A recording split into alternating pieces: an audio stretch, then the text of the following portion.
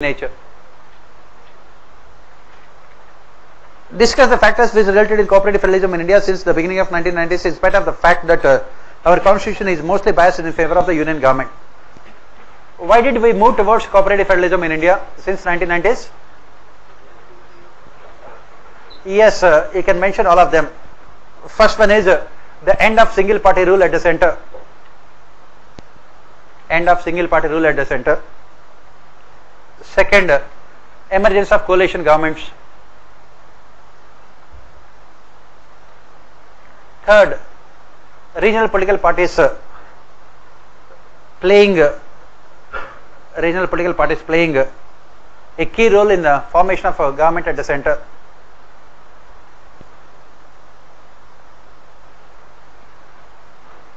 Key role in formation of government at the center. Fourth, presidential activism after 1990s because of the weakening of the position of Prime Minister.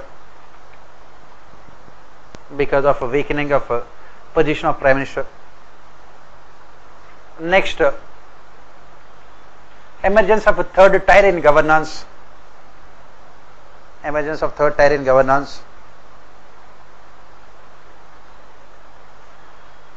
In the form of local self-governments. Next, judicial activism,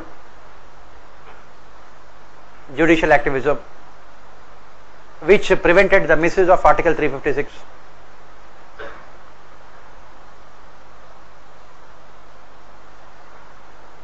Next, increasing awareness among citizens.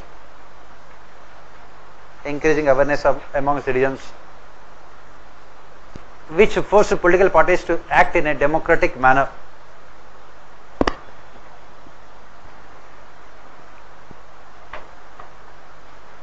Next, which forced political parties to act in a democratic manner. Next, the process of liberalization, privatization, globalization.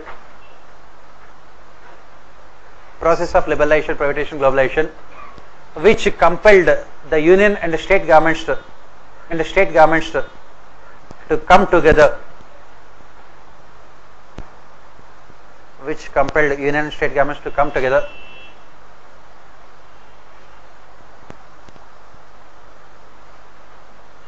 Next, media activism,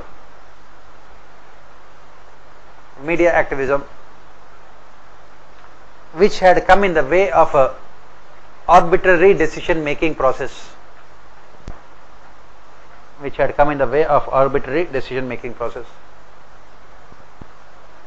Media activism. So all these things have resulted in cooperative federalism. You have to explain all these things. I think you can explain all of them. Yes? Very good. Or do you want me to explain? Not required. Very good. I am just only asking you. It does not mean that I will explain. I would like to see the faces of those people who wanted me to explain. Next, rural development in India suffers from 3 F's as identified by Chief Minister's Conference. Discuss. What are 3 F's? Functions, finances and functionaries. Here you are talking about devolution index prepared by IIPA, Indian Institute of Public Administration, to measure performance of state governments in implementation of 73rd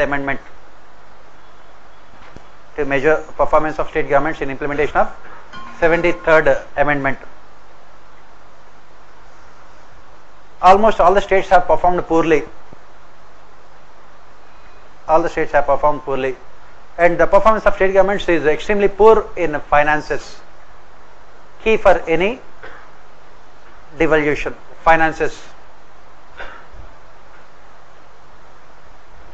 Big states like UP and Bihar have transferred less than 20% of funds to local self-governments. less than 20% of funds to local self-governments. And then functionaries. Local self-governments do not have any personnel of their own to implement the programs. They do not have any personnel of their own to implement programs. They still depend on central and state government employees. Central and state government employees. They do not have any control over their activities.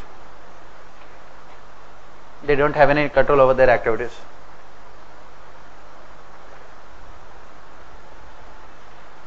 When it comes to functions, 29 subjects were to be transferred. 29 only? 29? Yes, very good. 29 subjects were to be transferred to local self-governments. Activity mapping was done. Activity mapping was done by IIPA to see the number of activities performed by local self-governments. Number of activities performed by local self-governments. Again, the performance is extremely poor. Performance is extremely poor. Then write about what can be done. Recommendations. You can write about what should be done. And in terms of finances, what should be done? The recommendations of State Finance Commission should be implemented. Every state budget must have a separate window for local self-governments. Timely disbursal of funds to local self-governments. Timely disbursal of funds to local self-governments. Next, providing opportunities for local self-governments to augment their revenues by imposing new taxes. Providing opportunities for local self-governments to augment their revenues. Next, there should be a district civil service. There should be a district level civil service on the lines of All India services and state services. District civil service on the lines of All India services and state services. And members of this district civil service work directly under local self-governments. Next, devolution of funds by the central government to the states. Devolution of funds by central government to the states should be made conditional.